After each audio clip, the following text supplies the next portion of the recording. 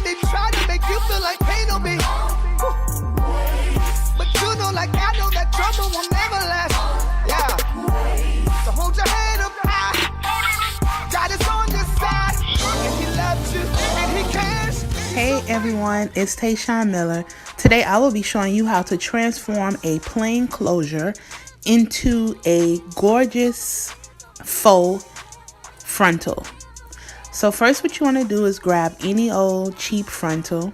This one here I am using, it's for one of my clients. It's in a body wave 10-inch and it was purchased from the internet, so I don't know exactly where she purchased it from. So here I have my bleach already into my bowl, and I am going to add a bit of my 40 volume developer by L'Oreal. Now I am patting the bleach onto the bottom side of the closure. You want to make sure that it's a thick consistency so that it doesn't bleed through the closure. Okay guys, I do apologize for this part. I really thought that I was recording, however I wasn't, but I can just walk you through. So I've already rinsed out the bleach. I used some neutralizer shampoo, and I have a new method now that I use to do my frontals and my closures. I do zigzag partings, and along the zigzag part I pluck. That way it saves a lot of time with going row by row. So now I am just showing you how it looks once it's been plucked. Once again, I thought it was recording and it was not.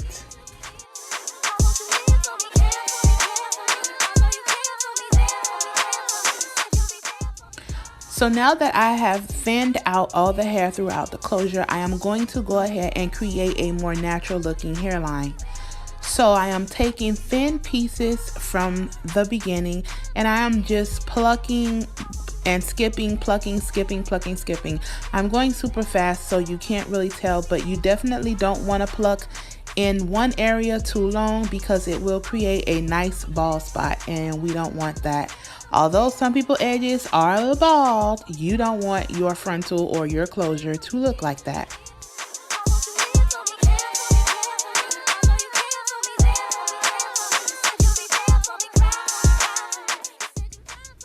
And I'm just going to continue going across the entire hairline doing the same thing.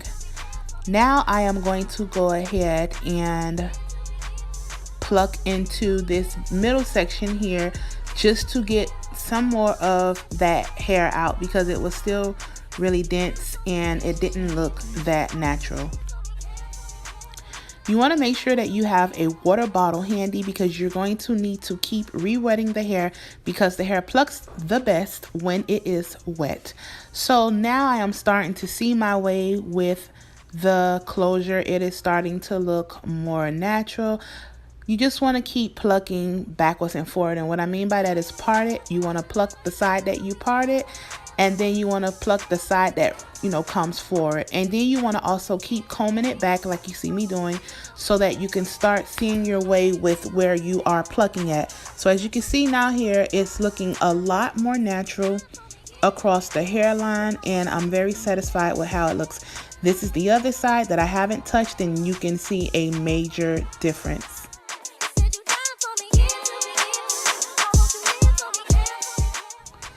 Now that I am done with all of the plucking, I'm going to go ahead and create some minor baby hairs, nothing too major, just a little something to go into the hairline to help conceal the lace. So I'm using one of my little blades, what you use to do your brows with, and I'm just going to go ahead with some plain water. I'm not using any mousse, any gel, nothing of the sort, just plain water. That's the best thing to lay the edges because you don't want it to be hard and look cakey. And I'm just going to use my little handy dandy tongue brush to create some soft little baby hairs, wispy baby hairs to go into the hairline. And I'm pretty much done, guys. Thanks for watching. Don't forget to thumbs up my video. If you're not subscribed, go ahead and subscribe. Share my videos, and I will see you all in my next video. I love you all, and God bless. Bye.